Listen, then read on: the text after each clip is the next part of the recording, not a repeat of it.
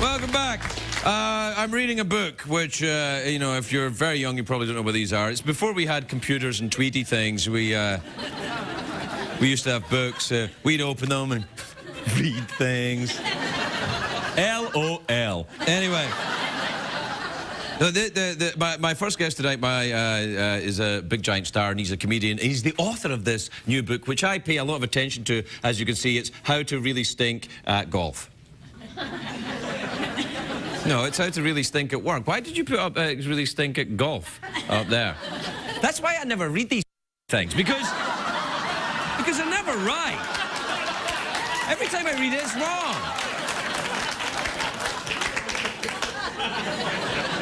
By the way, if by some miracle in your region that wasn't pixelated and beeped, then I'm sorry. Unless you're over 54, then I don't give a toss. How to Really Stink at Work is the name of this book, and he's also the host of Are You Smarter Than a Fifth Grader? He's the funniest guy in the world, and he's on Fox. Take a look. It's very impressive. Please welcome Jeff Foxworthy, everybody. Jeff Foxworthy.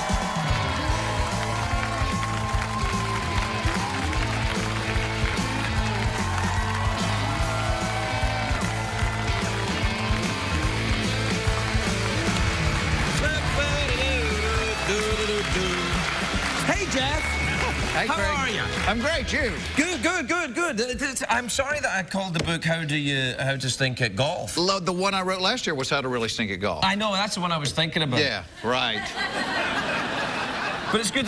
Now, this is very good. It's How to Really Stink at Work. Is this something that you really need to know? Well, you know, the thing started, Brian Hart, who I wrote it with, was a writer when we were doing blue-collar TV. And one day we're sitting around and he said, knowing you as a comedian, I can't imagine that you actually worked at IBM for 5 years. Did you really? I did. Right. And, well, I said to him, I said, well, Brian, I was there for 5 years. Right. And then we got to talking about this, and everybody knew this person because we would work 3 times as hard not to work. You know, I mean, we wanted the paycheck. Right. But so just to shave a little time off the day. Like, we had a boss that would circle the office and always look over your shoulder. We worked in dispatch, so we would wait till he walked out of his office, and we'd let him get about 30 feet, and then we would dial his number, and he would hear his phone ring, and he would run back in to get it. And as soon as he got to the desk, we would hang up. And we would do this to the guy like 20 times a day. I'm going to do that to Letterman, starting tomorrow. That's awesome. Well, and it became the challenge. Like, the guy, Dave, that worked next to me would deliberately leave his car lights on every morning, and then somebody would come in and go, Dave, you left your car lights on. And so the time it took to walk out and turn them off and come back was another 10 minutes off the work day. So, and this is a book? Yeah.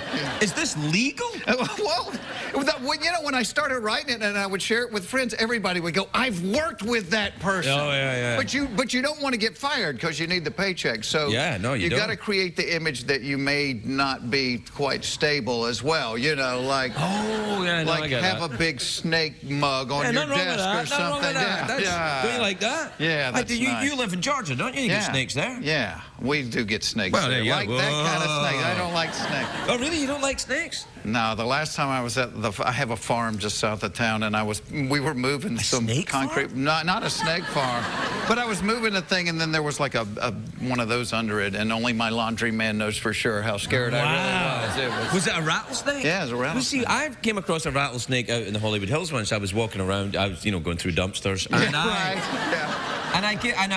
I nearly stood on a rattlesnake, and it rattled, and then I went, and I walked away, you know, in much the same condition as you're describing for yourself. And then I thought, no, actually, that's quite good that a rattlesnake does that. It's like, get out of here, I'm poisonous, and off you go. Right, yeah. I wish I'd met some people like that earlier in my life. Right. If they would only rattle when you said hello. Can you just check, do you rattle? Well, that's like one of the things in the book is to get people to leave you alone, which is what you want. Wear a neck brace. Have you ever walked in and started a conversation with someone wearing a neck brace? No, I never have. You're never going to start the conversation because you don't want to hear the story of how they got the neck brace. Yeah. I'm going to do that. Yeah. Do you know what's a good thing as well? If someone's going to sit next to you on an airplane or on the train or stuff like that, before they sit down, make a preemptive strike. Like when they come in and you think, oh, they're going to talk to me, you go, hi, how you doing? Really great to see you. And they're like, oh, I'll go over. Yeah. Is this chair free? You bet it is! Yeah. I just put a bunch of religious pamphlets on the seat, you know, it's... Please sit down. Sit down. I want to talk to you about something. Yeah. So listen, I didn't know you had an actual farm. What do you do in your farm? We plant about 400 acres. It's a great little getaway. When you do this for a living, you're always on the road. It's kind of where you unplug. Last year, I have to tell you the story. I'm down there and I'm on the tractor with a bush hog. You know, you I know cut the bush grass, hog. the Yeah, bush hog. yeah. Bush hog is. Oh well, never mind. Yeah. But I feel the phone vibrating. But I'm saying, hold on, I'm on the tractor. Hold on. And the time it takes to turn the tractor off, and it's Mark Burnett, my boss from Are You Smarter Than a Fifth Grader? Yeah. And he's like, in all my years in Hollywood, I don't believe I've ever had someone say, hold on, I'm on the tractor, let me turn the tractor. He goes, this really isn't an act, is it? You really are. You really are that guy, yeah. But what I want to know is, because I have sat on a tractor myself, how did you feel the phone vibrating on the damn tractor? You're on a tractor, you're like, and then you must have the thighs of a ninja. Well, like I'm out here right now filming Fifth Grader, but I have another job on Hollywood Boulevard to do this Spider-Man thing. Hey! That's what we did? Yeah, no, that's right. Have you seen this? I actually have seen Spider-Man. I mean, it's frightening, and the Chewbacca is quite dangerous. Yeah, the Spider-Man, you will wake up in the middle of the night with a full body shiver just thinking about that one. It's... No, so listen, so your farm's in Georgia. Do you go out, when you're down in the south, do you go to the NASCARs and do the redneck stuff? Do you actually go when we're not looking for UFOs, yes. No, I mean, that's... Hey, NASCAR is popular, I'm just saying. Yeah, but you've got... Have you ever seen a UFO then, have you? No, I might as well ask you. I went on a date with my sister one time. We both got picked up. Yeah, it's... So you've got this whole... I have no prejudice about this. I happen to be a little bit interested in the NASCAR. You like the NASCAR? I do like the NASCAR. Carl Edwards is here. He's a NASCAR driver. Very nice Very good NASCAR driver, yes. Yeah, he's good. So do you go and see it then? Do you have the full I was actually last year, Talladega, Alabama. Huge, Unbelievable. I was the Grand Marshal, the gentleman starts your engines thing. And I have written redneck jokes since 1988. I've done a calendar since 1990. This is a level of redneck. And we are walking through the infield, and I swear there's like a 75-year-old woman that's got a cigarette hanging out of her mouth. I think the tooth was holding it in there. And she's like, hey, Jeff. And I turn around, and she pulls her top up. Yeah. Did you get her number? 75 years old? Yeah. Wow. Because after 54, I stopped looking. You don't care anymore, right. Do you believe that stuff about the demographic? I mean, did you know I'm backstage watching, laughing, going, those are the people with the money, and yet they don't care about it. I know, I don't understand it. Am I stupid? It's because it's like, I was saying this on the show, like, they say if you buy, your brand loyalty, if you buy a product when you're 18, then you'll buy it when you're in your 50s. And I'm like, I was buying cocaine when I was 18. I don't know that anymore. So I don't understand where that is. And if I was still buying it, I'd be dead. So that doesn't count.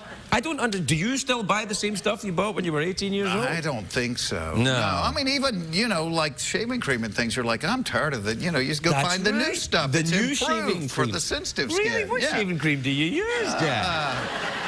Do you use the stuff for the moisturizer? With the sensitive skin. Well, like Des, So, because I'm getting up there. I'm 50. I have to work on it. 4 more years, that's it. You're done. Yeah, nobody cares. I won't be on the show anymore. No, we can't have you on. We have to. And because when I started on the show, he said, you've got to appeal to the young demographic. You've got to dye your hair. I'm like, if I dye my hair, I'll just look like a creepy old guy chasing young men around. And that's what I do when I'm not on TV. Yeah, exactly. Chasing young men around. Well, it's 18 to 34-year-old men, apparently. That's what you're after. No, not me. Well, Yeah. All right, now I got to ask you, because when we were doing this thing, at the back part of it, it's real jobs. We went through real What's the worst job you ever had? I mean, because this is a good job. I think the worst job I ever had was loading mailbags at Glasgow Airport in the winter. Oh, that's a bad job, because the planes are coming in. It's free. It's like as cold as Siberia, and you're loading the mailbags with people who hate you because your dad got you the job in the first place. See what I'm saying? Yeah. Making how much?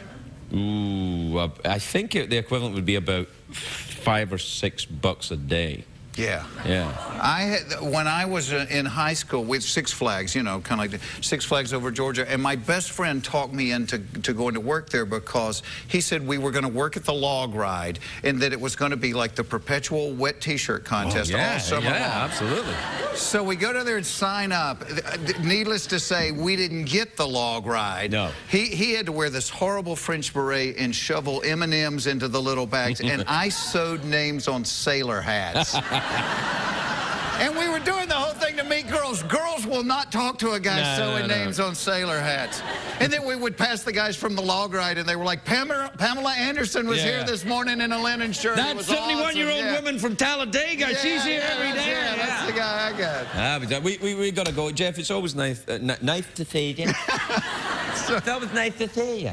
I think my teeth are beginning to fall out because I'm approaching 54. 54, yeah, and it doesn't matter. Who cares after that? Yeah, no, after 54. I still can't get round this.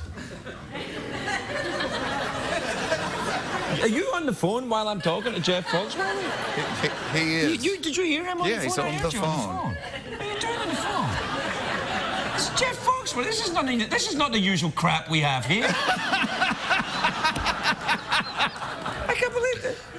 It hurts. It does. I'm sorry. He wouldn't have done that if I was 18 to 34. Yeah, that's exactly right. That's true.